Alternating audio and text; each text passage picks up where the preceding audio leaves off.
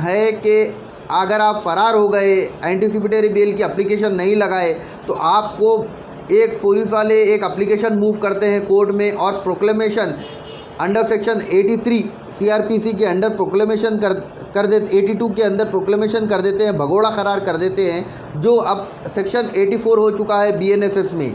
और जब आपको भगोड़ा करार देते हैं, आप फिर भी नहीं मिल रहे हैं, तो आपकी जो प्रॉपर्टी है उसको सेल ऑक्शन के लिए आ जाती है, पुलिस उसको सीज़ कर देती है। सीज़ करके under section 83 attachment of property का प्रोविज़न है आईपीसी में, और 85 बीएनएसएस में प्रोविज़न है। इसमें क्या करती है, जो आपकी इमूवेबल मूवेबल प्रॉपर्टी है उसको ज़ब्त कर लेती है पुलिस, करके ऑक्शन कर देती है।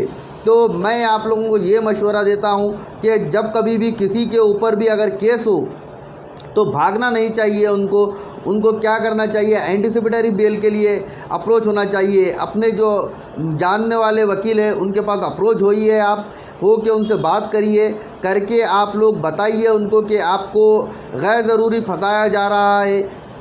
तो आपके वकील साहब एनालाइज़ करेंगे, ग्राउंड्स ढूंढेंगे, ग्राउंड्स ढूंढ के एप्लीकेशन लगाएंगे। पहले लगेगी ये डिस्ट्रिक्ट कोर्ट में, फिर हाई कोर्ट में, फिर सुप्रीम कोर्ट में। और देखा यह जाता है एंटीसिपेटरी बेल जनरली जो है सो अलाउ हो जाती है। अगर मान लीजिए 4 लोग अगर कोई बड़े केसेस में मर्डर वगैरह में मुलविस है, तो 2-3 आदमी अगर भगोड़े हैं और 2 आदमी को गिरफ़्तार कर लिया गया है, अगर वो एंटीसिपेटरी बेल के लिए अप्लाई कर रहे हैं, जो एक्यूज़ नंबर 3-4 है, तो जनरली उनको एंटीसिपेटरी बेल दी जाती है, ये शर्त पे कि वो डायरेक्टली आके सरेंडर कर देंगे कोर्ट के अंदर। तो आप सरेंडर की पिटीशन लगा के आपके वकील साहब आपको कोर्ट में सरेंडर करा सकते हैं। तो मैं आप लोगों को ये मशवरा देता हूँ, जब कभी भी किसी के भी ऊपर केस हो, 41A की नोटिस है पहले आप लेना चाहिए। और 41A की नोटिस जो 35(3) हो चुकी है, जब आपको नोटिस मिल रही है आप उसकी पहले कॉपी लें। और बहुत सारे बार ये देखा गया है पुलिस वाले आपको कॉपी नहीं देते हैं, आप उन लोगों से डिमांड करिए कि आपको एक कॉपी दें, तभी आप दूसरी कॉपी पे सिग्नेचर करना, उसके ऊपर डेट लिखना, टाइम लिखना। नहीं तो पुलिस वाले ये बोलते कि हम आपको 10 दिन पहले 41A की नोटिस दे दिए थे और आपको इन्वेस्टिगेशन के लिए बुला रहे थे, आप नहीं आए, कोऑपरेट नहीं करे, इसीलिए गिरफ़्तार कर रहे, ऐसे बहाने बनाते। तो मैं आप लोगों को ये मशवरा देता हूँ, जब कभी भी आप 35 की नोटिस लें, इमीडिएट उसके ऊपर आप सिग्नेचर करें, डेट और टाइम लिख दें कि आपको किस डेट पे और किस टाइम पे मिली है।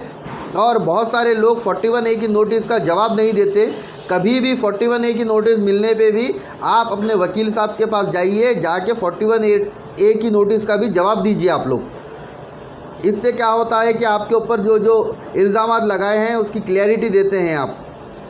अगर आपको पुलिस कुछ टॉर्चर कर रही है, परेशान कर रही है, हरासा कर रही है, तो आप मजिस्ट्रेट साहब के सामने जाके इस बारे में बता सकते हैं कि सर ये 7 ईयर्स का प्रोविज़न है, इसमें 7 ईयर्स से कम है सज़ा है, और मेरे को पुलिस वाले ये बोल रहे कि बार बार बुला के बिठा दे रहे, 41A की नोटिस नहीं दे रहे, 4-5 दिन से मेरे को पुलिस स्टेशन में बिठा दिए, नहीं दे रहे, सुबह बुला रहे, शाम तक बिठा दे रहे, ये नोटिस इशू नहीं कर रहे, गैर ज़रूरी परेशान कर रहे।